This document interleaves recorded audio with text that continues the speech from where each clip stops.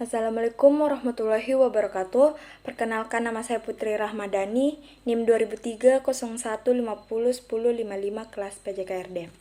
Saya akan melakukan presentasi tentang pengertian, tujuan, dan prinsip tes, pengukuran, dan evaluasi. Pada kesempatan kali ini saya akan menjelaskan tentang pengertian tes. Adapun menurut para ahli, Kornberg pada tahun 1960 yang mengemukakan tentang tes adalah suatu proses yang sistematis untuk mengobservasi tingkah laku seseorang yang dideskripsikan dengan menggunakan skala berupa angka atau sistem dengan kategori tertentu. Adapun menurut Brown FG pada tahun 1970 yang mengemukakan tentang tes adalah suatu proses yang sistematis untuk mengobservasi tingkah laku suatu sampel atau individu. Berdasarkan pendapat tersebut, maka dapat dikatakan bahwa tes merupakan instrumen atau alat yang digunakan untuk mengumpulkan informasi berupa pengetahuan atau keterampilan seseorang berdasarkan jenisnya. Tes dapat berupa tes tulis, tes lisan, dan tes keterampilan. Penjelasan yang kedua yaitu tentang pengertian pengukuran. Menurut Edwin dan Brown pada tahun 1957 yang mengemukakan tentang pendapatnya tentang pengukuran yaitu sebagai proses penentuan tingkat kualitas dari sesuatu. Adapun menurut Johnson dan Nelson pada tahun 1974 yang mengemukakan pendapatnya tentang pengukuran bertujuan membantu proses evaluasi dengan menggunakan berbagai teknik dan alat untuk mengumpulkan data. Kesimpulan yang dapat ditarik dari berbagai pendapat tersebut adalah bahwa pengukuran merupakan bagian dari evaluasi yang menggunakan alat dan teknik tertentu untuk mengumpulkan informasi secara tepat dan benar. Penjelasan ketiga yaitu pengertian evaluasi. Menurut Edwin dan Brown pada tahun 1957 yang mengemukakan tentang pendapatnya tentang evaluasi adalah suatu proses menentukan nilai atau harga dari sesuatu. Adapun pendapat dari Johnson dan Nelson pada tahun 1974 yang menyatakan bahwa evaluasi lebih penting dari pengukuran. Evaluasi berguna sebagai dasar untuk menilai berdasarkan data yang dikumpulkan melalui proses pengukuran.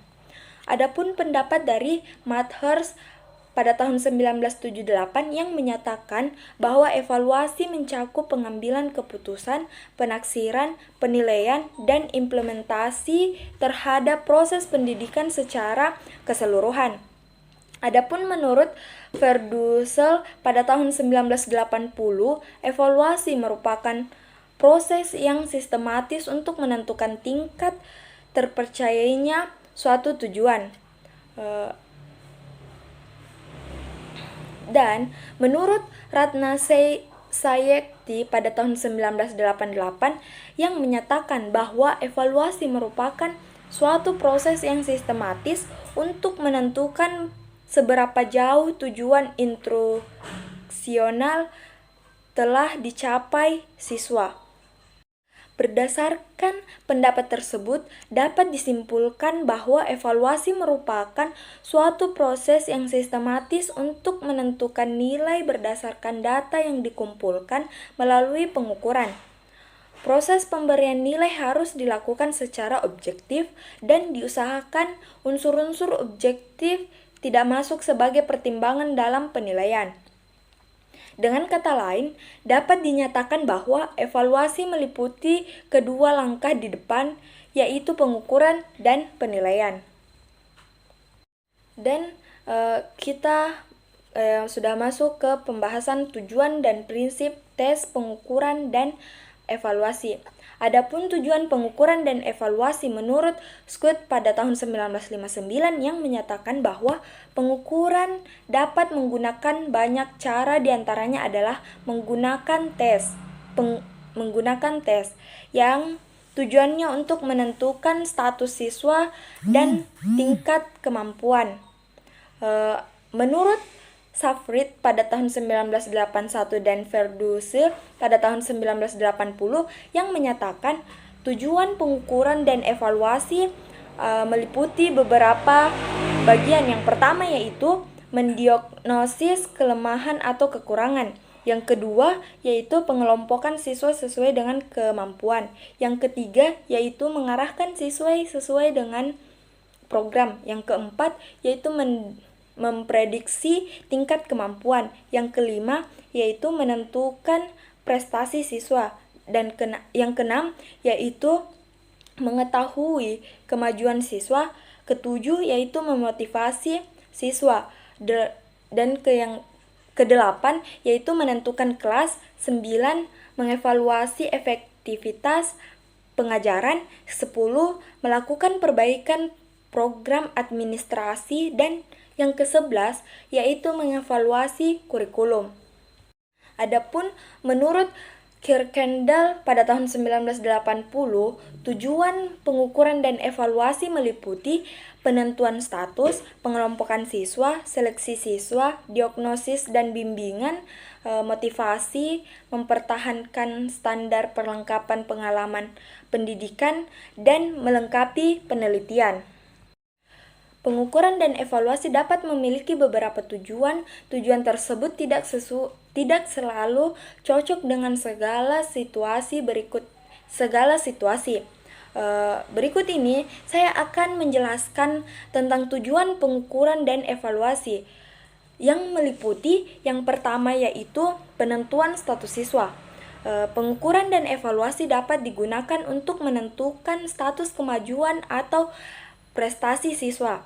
Hasil dari pengukuran dan evaluasi ini dapat digunakan untuk menempatkan siswa yang sesuai dengan kemampuan yang dimiliki untuk promosi dari suatu kelas ke kelas yang lebih tinggi atau menaikkan siswa ke tingkat berikutnya.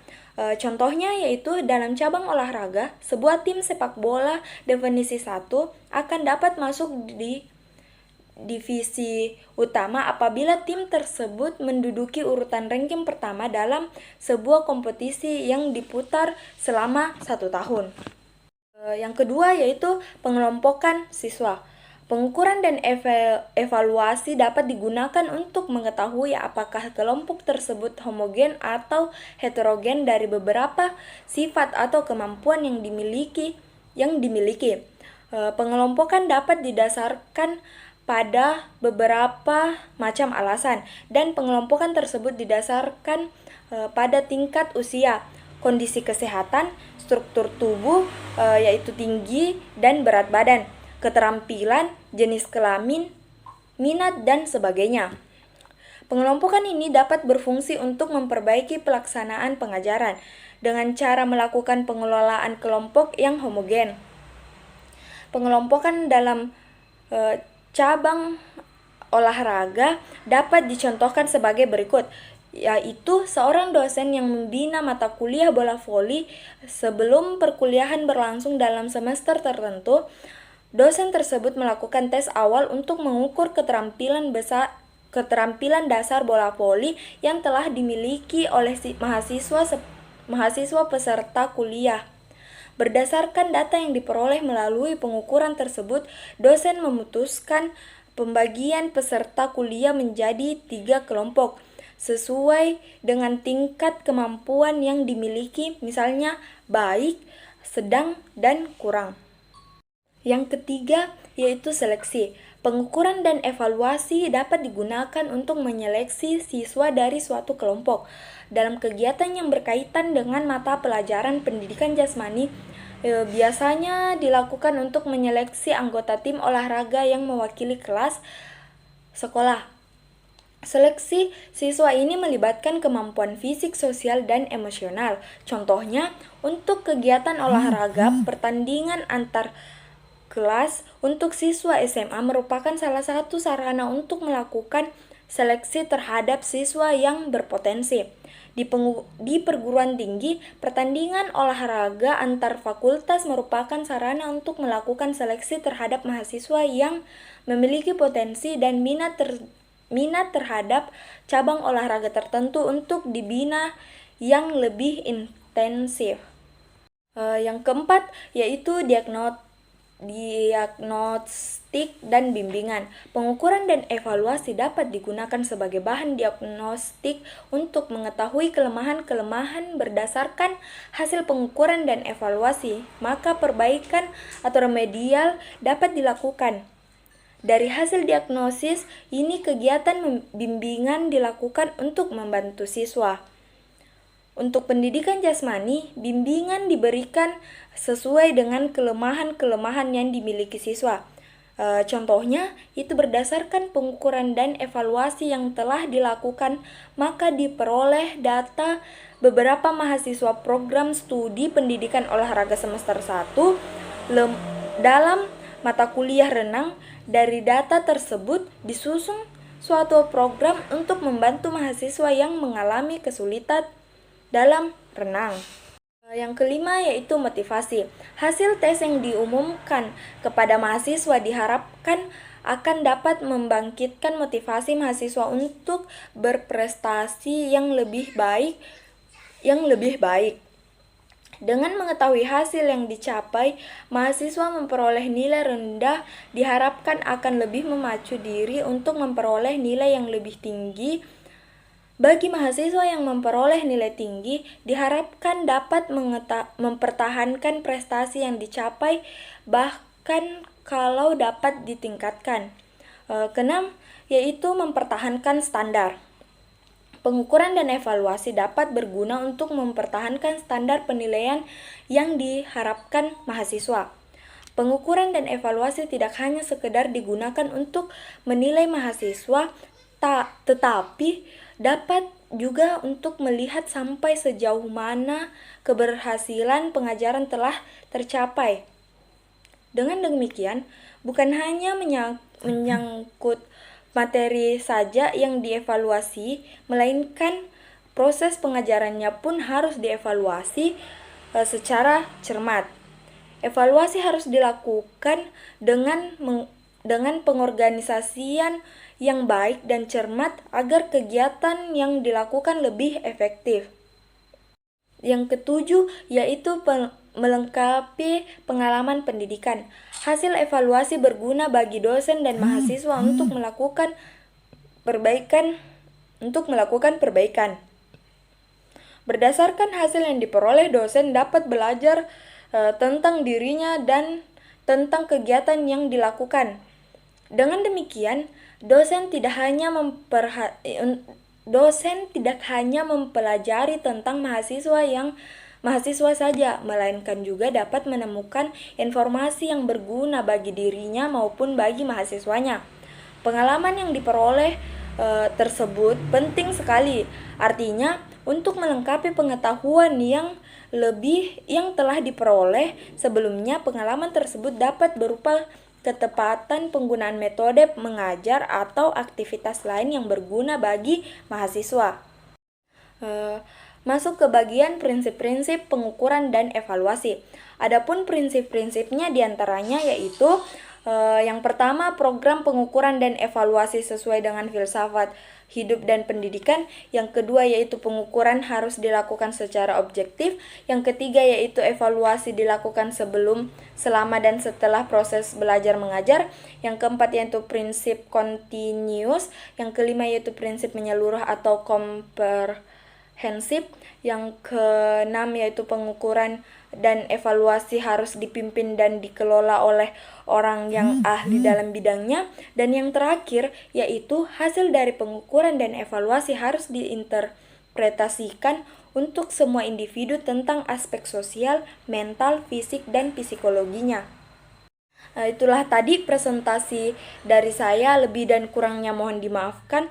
Wassalamualaikum warahmatullahi wabarakatuh. Salam olahraga.